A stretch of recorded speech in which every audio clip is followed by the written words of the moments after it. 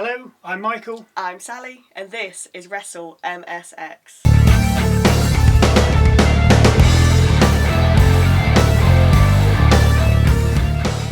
We open with Seth Rollins in full referee attire, or rather his idea of it. In the ring, he invites CM Punk and Drew McIntyre to join him so he can give them a full breakdown of the rules. With all three men in the ring, Seth reminds the two competitors, Akira and Adam Pearce, that they lay a finger on each other or Seth, then the match at SummerSlam is off. Drew claimed that Punk was poisoning the minds of everyone. Seth said that he hates both men, but there's only one rule. You two will listen to everything I say.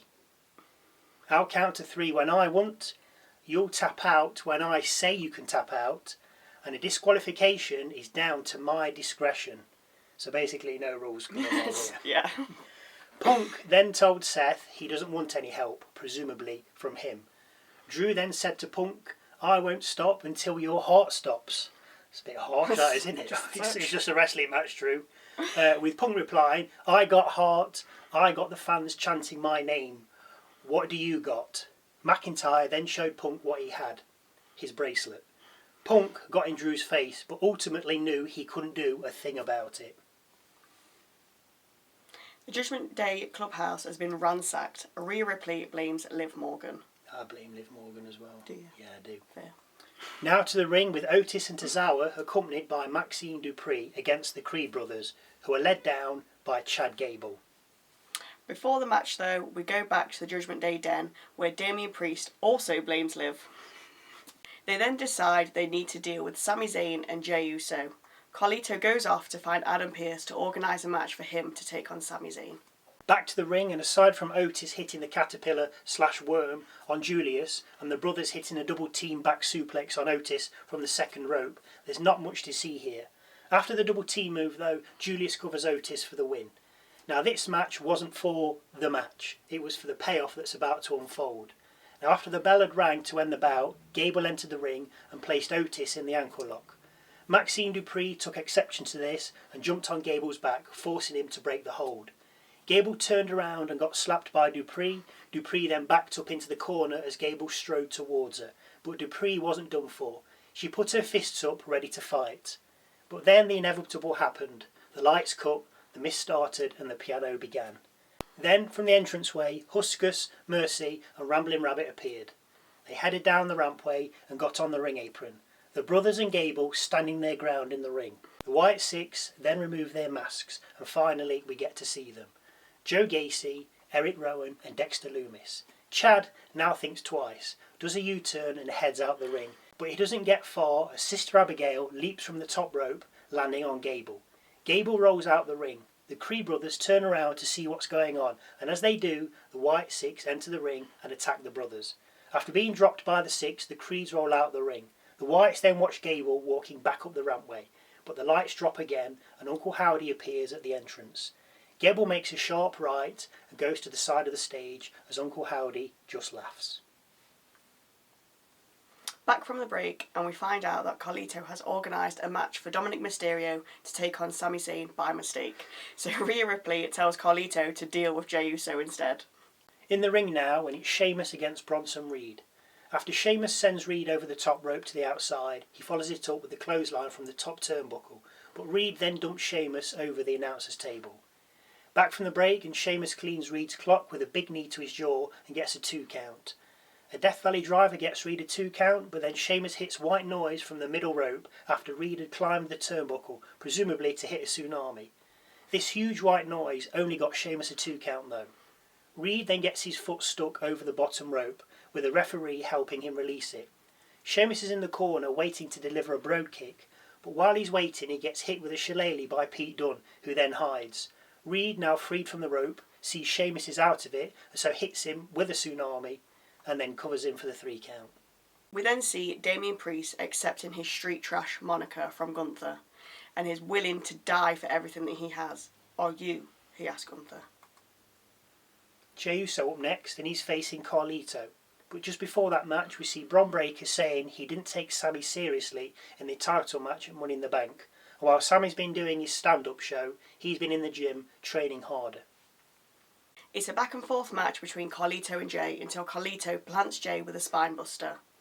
With Jey down, Carlito decides he's hungry, so goes over to his apple, which he put in the corner, and takes a bite. He then gets speared and pinned by Jey. Of course he does.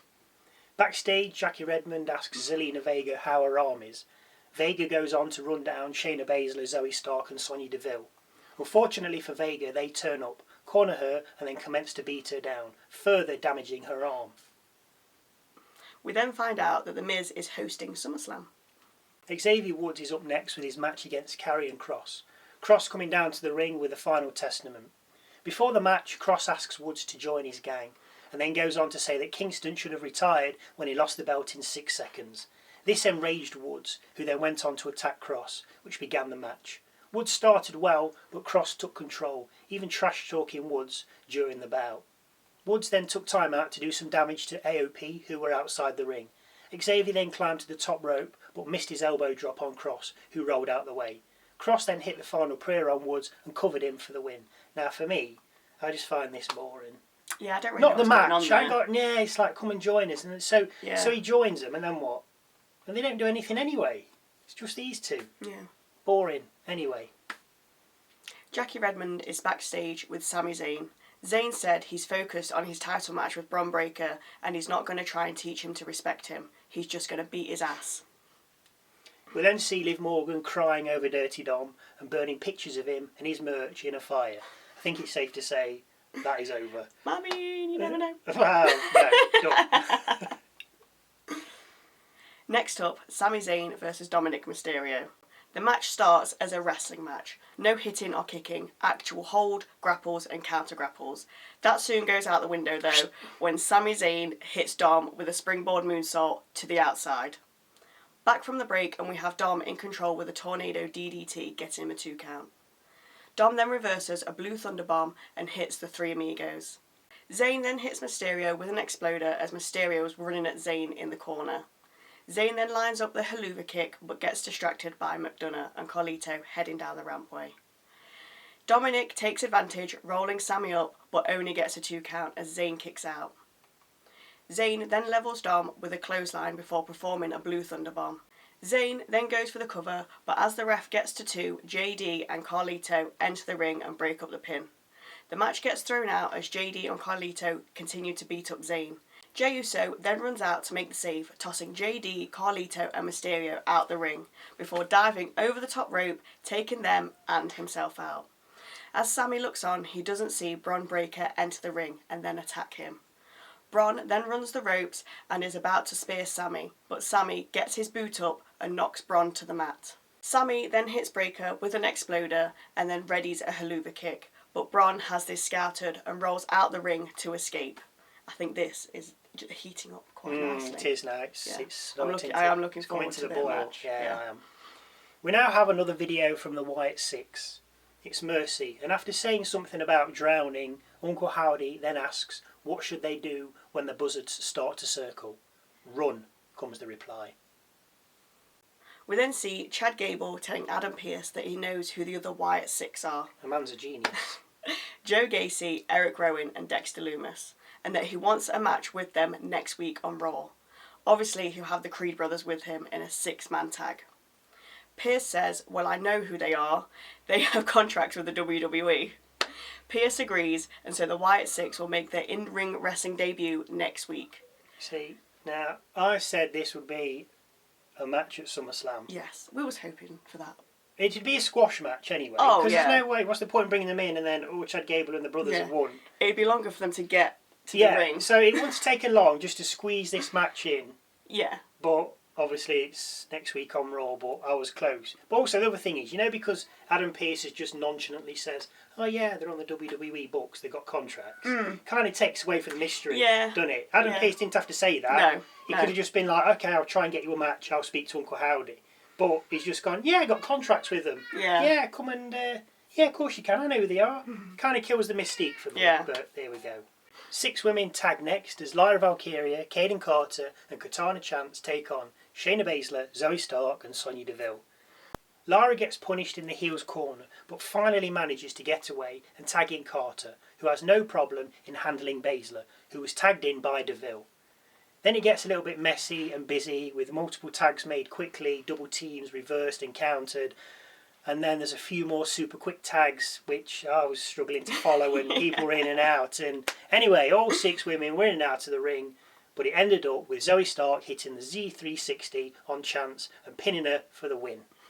As the bell rang, signifying the end of the bout, Damage Control headed out and attacked the victors, with Io Sky performing an over the moonsault to the outside on Baszler, Stark and Deville, after they'd been thrown out of the ring. Damage Control then stand in the middle of the ring and pose Charlie's Angel style. Go and have a look. We then hear from Gunther, who calls Damian Priest an emotional wannabe, and goes on to say that since Finn Balor joined Judgment Day, he's become street trash too. Which I thought we'd established that last week. And he called everybody street Yeah. trash. We also see Dakota Kai issue a challenge to Sonya Deville to meet her in the ring next week on Raw. Can't wait for that. Back in the Judgment Day clubhouse, and we see Finn Balor refusing all help in his match against Gunther, which leads us nicely to the final match of the night, Finn Balor against Gunther. After a big slap to the chest by Gunther, he pretty much controls things with more slaps, a back body drop, a Boston Crab and a back chop. But then a reversed superplex gives Balor the momentum back, Balor even managing a 2 count. Gunther then locks in a sleeper on Balor, who manages to escape, only to be floored with a clothesline. A slapping contest then ensues, with Balor hitting a sling blade on Gunther. Gunther once again goes for a sleeper, which Balor once again escapes and shotgun drop kicks Gunther. Balor goes to the top turnbuckle for the coup de grace, but Gunther rolls out the way as Balor lands. Gunther then locks in yet another sleeper before powerbombing Balor and covering him for a 2 count. He goes to his well of wrestling moves once more and pulls out another sleeper. This time it works. The ref raises Balor's hand and it drops to the mat. Gunther wins via submission and the ref calls for the bell. After the bell rings, Gunther reapplies the sleeper and keeps it locked in, presumably to put Balor in a deeper sleep. Naturally, Priest comes running out and a brawl ensues. I say brawl, but it was just Priest clubbing Gunther and then just battering him. Gunther not laying a glove on Priest. Raw goes off the air with Gunther decimated. Now, the question is, Balor didn't want help. True. Now, is he going to be annoyed someone came out to help him? I mean... It was after the match, though. He was unconscious. Yeah. But it gives him a reason. Yeah, to be annoyed with To Priest. be annoyed, but... Like, oh, you tell us Guy not was to come knocked out. out. Yeah, Guy was knocked out. Anyway, keep your eye out for our SummerSlam predictions dropping on Wednesday, all being well. Hopefully. If not, and you subscribe, get them notifications in. Thanks again for watching. And we'll see you for our predictions on Wednesday.